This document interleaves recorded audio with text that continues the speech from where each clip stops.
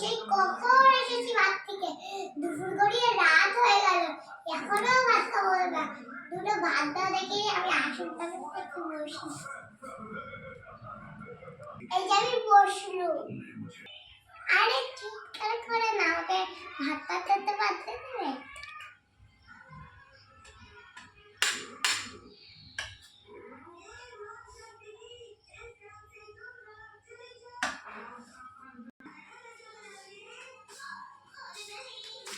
তিন্নি, অবশেষে ভাতটা তো হয়েছে, একটু ভাতটা খাই। দারুণ হয়েছে তো, জলটা খাই। জলটা খাই আর টিকটিকে তো মিটলো। এবার আমি খাই লই।